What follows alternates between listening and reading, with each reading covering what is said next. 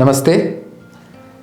Today's video is on Padangushtasana and Padangushtasana.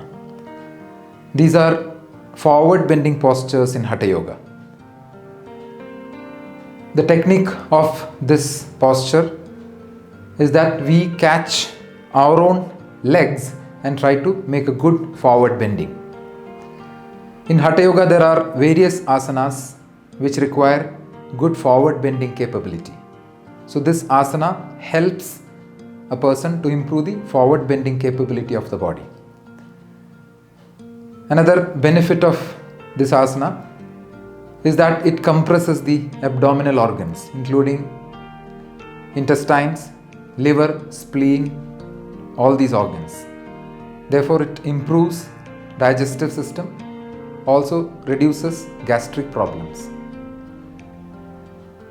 In this, when the body bends forward, the blood flow towards the upper body increases. The level of the head is very low. Therefore, it also calms the nervous system. So these are the main benefits of Padangushtasana and Padangushtasana. Those who have got problems of slip disc must avoid this asana. Else, you can do this asana with bent knees and maintain position of concave back. So I'll explain to you how to perform this asana now.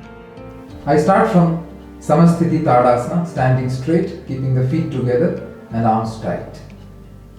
With an inhalation, I jump my legs shoulder distance apart and catch the waist. So ensure that you don't take your legs too far, neither too close.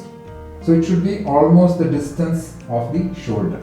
This is one very important point while practicing Padangushtasana and Padangushtasana. After reaching this position, the next step in Padangushtasana is to bend forward and hook the big toe.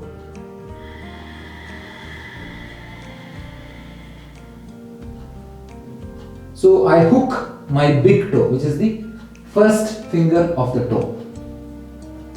This is how I hook the toe. I use the two fingers to insert between the first two fingers of the toe and hook it. So I have reached this position with an exhalation and hooked my toe.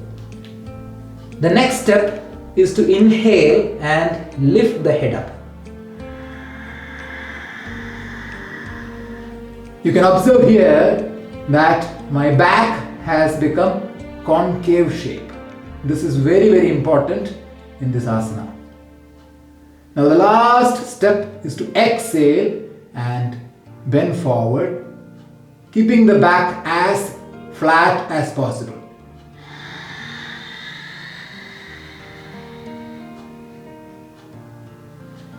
If you see here, I have tried to keep my back as flat as possible and bent into the legs.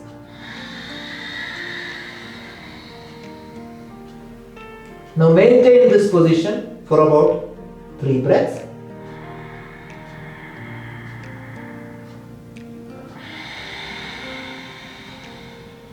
In each exhalation, try to increase the flexion of the body.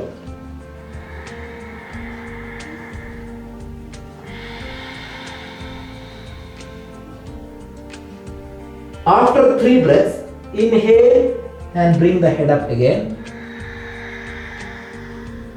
Make a concave back. On the exhalation, catch the waist. Then inhale and stand up. Exhale to close your legs.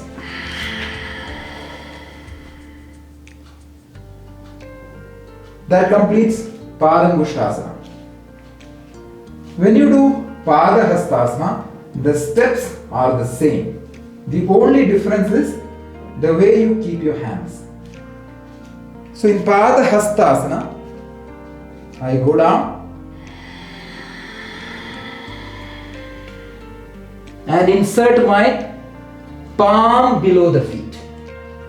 You can see in Padangushtasana I was hooking my toe like this, whereas in Padangushtasana the palm is kept below the feet, and you can see the fingers are on my wrist, but the heel is on the mat.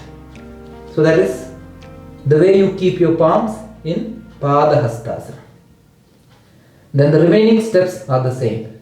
I inhale, head up, make a concave back, and then exhale, go into the legs.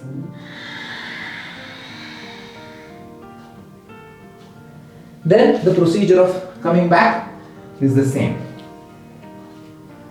Now let me talk to you about the important points of this asana. First point is that keeping the legs should be shoulder distance. Don't keep it short, neither keep it wide. Second important point is that of making a concave back. So after hooking the toe or inserting the palm below the feet, you have to concave the back. So this step is very important while practicing both these asanas. Another important point is bending the elbow. So when you take the final posture, the elbows will bend. You can see the elbow goes sideways and becomes bent when you do both these asanas. You have to pull the big toe or keeping the palm below the feet, whichever the case may be. You have to pull the body down and take your head as inside as possible. Those who have got problems of slip disc or back pain, it is better to avoid this asana. If at all you are practicing it, go very mild, and you can bend the knees when you bend forward. You can see I have my knees bent in this position. So it is safe to practice in this manner. Also, beginners who are not able to reach forward, see, they may be able to reach only this much. In that case, bend the knees forward, not sideways, and hook the toe or insert the palm, whichever the case may be, and then inhale, head up, exhale, bend forward. So you can see I have maintained flatness of the back. And those who don't have any back problems, they can slowly straighten the knees on each inhalation. Those who have got back problems, it is enough to stay like this. There is no need to go beyond this point. So keeping the back flat, a little concave on the back, I can do the same asana safely. I have covered most of the important points of Padangushtasana and Padangushtasana. As I said, this asana is very good to improve the forward bending capability because we are using our own body parts, catching the body part and trying to improve the forward bend. It is very good for digestive system, also good for calming the nervous system. Practice both these asanas, keeping in mind all the important points that I explained today. Namaste.